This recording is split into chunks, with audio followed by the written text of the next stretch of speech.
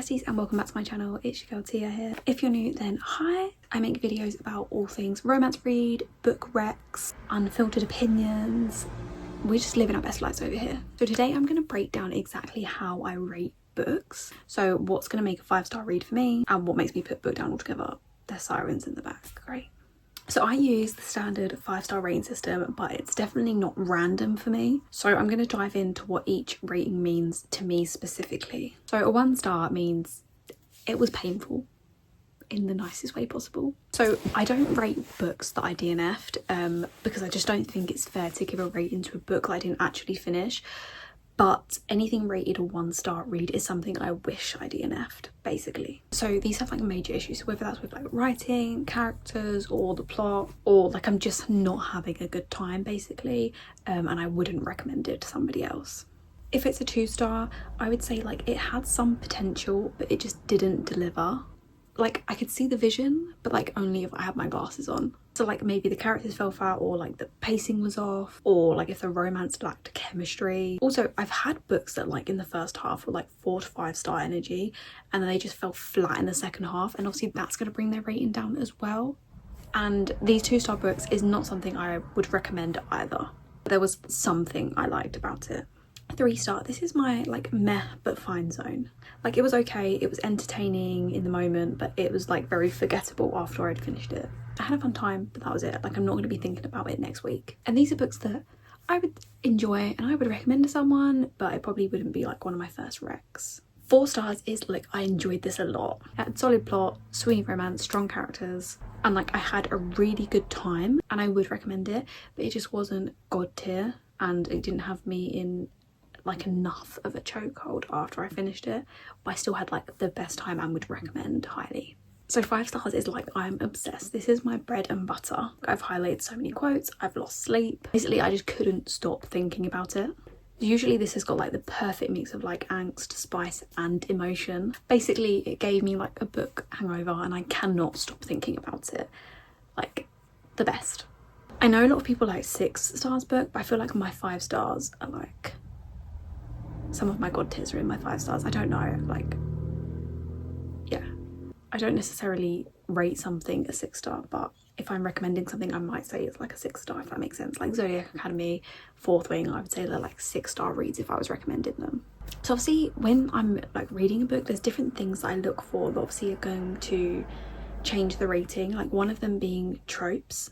So give me like brother's best friend, touch her and die, enemies to lovers, and I'm instantly like interested. If you like lean into my favorite tropes well, like you're probably already halfway to a high rating. That's not to say it's guaranteed though, but it helps. The spice level, I'm not gonna lie, like spice matters as it does serve the story. Like I've read amazing 5-star books that have 0 spice at all, but I do enjoy a book with spice. That's not to say like I need it though, but I do want like that tension, that build up and that payoff as long as it's done well. Character development, like I need to feel their growth. Like if I can't connect to at least one character emotionally, it's going to be harder for me to get invested in the actual story. Writing style.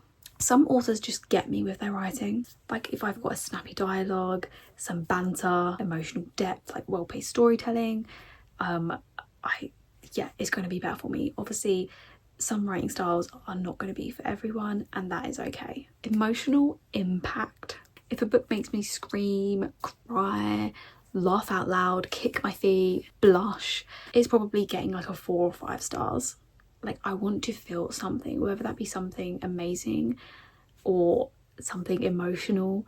Like if you can make me feel that and have like a lot of emotion, you're probably going to be a high rate book for me. Of course there are some like pet peeves and red flags that can drop ratings. So poor communication tropes done wrong. Like I spoke about this again, miscommunication is one of my least favorite tropes, especially if it's done wrong. It can get very, very frustrating, and I could just think so many things could be avoided if you actually just had a conversation. Misogynistic or like toxic male leads with 0 growth. Like if you're, I know I get like you obviously have like players and stuff like that, but these people grow. If there's no growth there, like character, like I said, that character development, I'm not going to be as invested in the story. Pregnancy plot twist done wrong. I feel like this these need to be done right for it to actually have some sort of impact, and a lot of the times they fall flat and they're just not done in the best way. And I said this in the previous video, insta love with no development. Like, I get that sometimes you need that insta love, but when it's sort of like forced and there's no tension, chemistry, like no development there, it's really, really hard to like overlook it. Like I said, I don't need spice, but if you're going to promise spice and then deliver nothing, that's not going to help the rating, because obviously I'm going to go in expecting it to be very spicy and then it's going to give me absolutely nothing and I'm going to be a little bit disappointed. I do sometimes give like half stars, but honestly it depends on how I'm feeling at the moment. So like a 4.5 star might mean that it was amazing, but it's just not quite that 5 star, like it's missing a little bit of je ne sais quoi. So that's how I rate books, guys, basically. I'd love to hear how you rate your reads. Are you strict with the 5 stars? Are you a little bit more generous? Mine is based purely off of vibes. Like, I've had books where like they're probably not that great, but the vibes whilst I'm reading them were immaculate, so they got a 5-star read. The way I rate is not random, but I suppose sometimes a rating can be random, but it's purely based off of the vibes. And like I said, all these things help or can tank a rating as well. But I'd love to see, like, are you generous with your 5 stars, or are you a little bit more strict with them? But thank you guys so much for watching. I can't wait to see you next time. Please follow me on BookTok and Bookstagram on tias_book_corner. Hopefully I get to chat to you soon.